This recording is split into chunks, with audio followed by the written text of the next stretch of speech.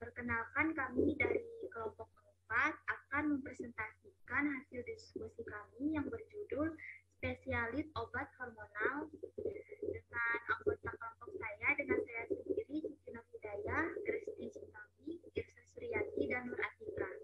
Selanjutnya akan dibawakan oleh rekan saya, Irsa Suryati.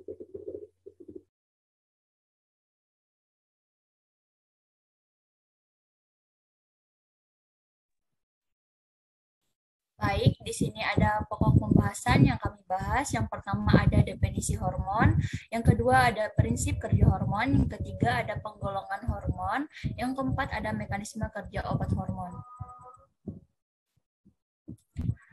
Definisi hormon. Hormon berasal dari bahasa Yunani yang berarti merangsang. Hormon yang dihasilkan oleh kelenjar hormon endokrin langsung disekresikan ke dalam darah karena tidak memiliki saluran sendiri. Hormon adalah zat aktif yang dihasilkan oleh kelenjar endokrin yang masuk ke dalam peredaran darah tanpa saluran untuk mempengaruhi jaringan target secara spesifik. Selanjutnya, prinsip kerja hormon.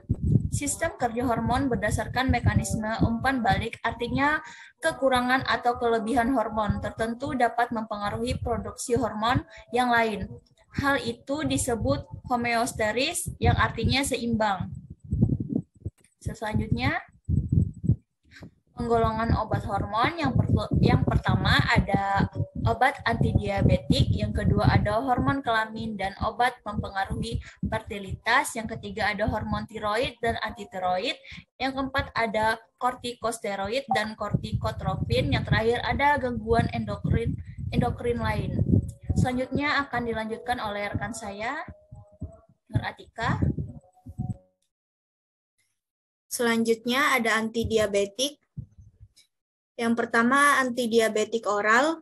Obat antidiabetik oral digunakan untuk pengobatan diabetes mellitus tipe 2. Non-insulin, depedemen, diabetes mellitus, NIDDM.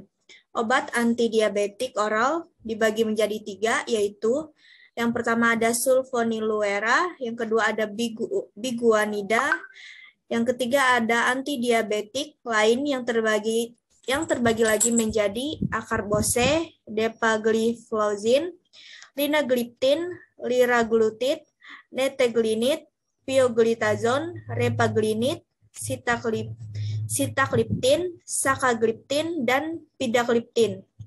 Yang kedua ada antihipoglikemia. Kelompok obat yang mekanisme kerjanya mampu menurunkan kadar glukosa dalam darah, contohnya seperti glukagon. Slide selanjutnya.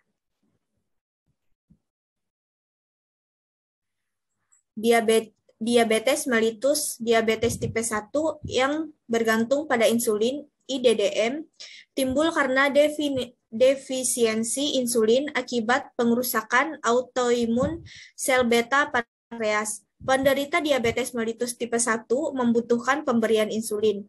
Diabetes tipe 2 yang tidak tergantung pada insulin atau NIDDM timbul karena penurunan sekresi insulin atau resistensi periferal terhadap kerja insulin.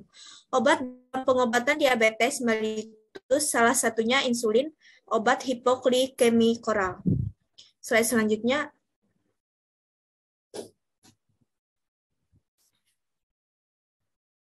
Hormon kelamin. Yang pertama ada estrogen, contohnya estradiol dan etinilestradiol. Yang kedua ada kontrasepsi oral, contohnya microgynon, neuginon, nordet, dan X-luton. Yang ketiga ada progesteron, contohnya seperti mestranol, noretidron, dan etinodiol. Yang keempat ada kontrasepsi injeksi, contohnya seperti Depo-Provera, pemakaiannya 3 bulan sekali, dan Noristerat, pemakaiannya 2 bulan sekali. Slide selanjutnya. Hormon tiroid dan antitiroid. Hormon tiroid digunakan pada hipotiroidisme atau myxoedema dan juga digunakan pada goiter non-toksik yang difus, luas tidak terbatas tegas, tiroiditis, Hashimoto atau lymphadenoid goiter, dan karsitoma tiroiditis. Penggolongan obatnya yaitu natrium levothyroxine atau garam tiroksin. Selanjutnya, antitiroid. Obat antitiroid digunakan pada pengobatan hipertiroidisme, yaitu untuk persiapan pengangkatan tiroid atau tiroidektomi, atau untuk pengobatan jangka panjang. Penggolongan obatnya yaitu ada iodida dan iodin.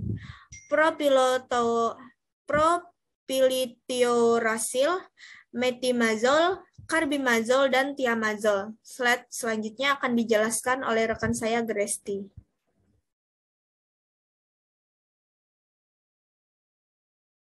Baik, selanjutnya kortikosteroid dan kortikotropin. Yang pertama, kortikosteroid. Obat golongan kortisteroid terbagi menjadi betametason, dexamethasone, budesonide, metilprednisol, prednison, triamiconol, hidrokortison, dan kortison.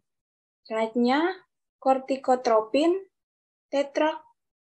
tetrakosaktid atau tetrakosaktrin merupakan analog kortikotropin atau ACTH yang digunakan untuk menguji fungsi adrenokorteks. Tidak meningkatnya kadar kortisol plasma setelah pemberian tetrakosaktid menunjukkan infusiensi adrenokorteks.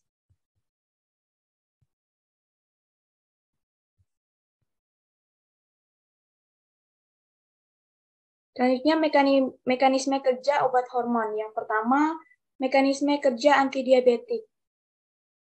Berdasarkan mekanisme kerjanya, obat-obat hipoglikemik oral dapat dibagi menjadi 3 golongan. Yang pertama, obat-obat yang meningkatkan sekresi insulin. Yang kedua, sensitizer insulin. Yang ketiga, inhibitor katabolisme karbohidrat. Selanjutnya, mekanisme kerja hormon kelamin. Salah satunya mekanisme kontrasepsi adalah mencegah ovulasi, mengganggu gametogenesis atau pematangan gamet. Selain itu juga estrogen memberikan umpan balik pada pelepasan LH dan FSH, jadi menghambat ovulasi, dan progestin merangsang perdarahan normal pada akhir siklus haid. Selanjutnya, mekanisme kerja antitiroid. Obat antitiroid bekerja dengan cara menghambat pengikatan inkorporasi yodium pada T-beta atau tiroksin binding globulin, sehingga akan menghambat sekresi TSA atau thyroid stimulating hormone, sehingga mengakibatkan berkurang produksi atau sekresi hormon tiroid. Selanjutnya, mekanisme kerja kortikosteroid. Obat-obat kortikosteroid banyak digunakan dalam penatalaksanaan persalinan yang prematur. Untuk bayi-bayi prematur, kortikosteroid dapat mengurangi sindrom gawat, napas neonatus. Mekanisme kerja hormon lain, hormon pertumbuhan mempunyai mekanisme kerja yang agak kompleks, karena juga berikatan dengan beberapa zat lain. Berdasarkan makalah dan PPT yang kami dibuat, didapatkan kesimpulan hormon merupakan zat kimia yang diproduksi oleh sistem endokrin dalam tubuh dan berfungsi untuk membantu mengendalikan hampir semua fungsi tubuh seperti pertumbuhan, metabolisme, hingga kerja berbagai sistem organ termasuk organ reproduksi. Penggolongan obat hormon berdasarkan gangguan pada sistem endokrin yaitu antidiabetik, hormon kelamin, dan obat yang mempengaruhi fertilitas, hormon tiroid dan antitiroid, hormon kelamin, kortikosteroid dan kortikotropin, serta gangguan hormon lain. Selanjutnya akan diserahkan kepada moderator.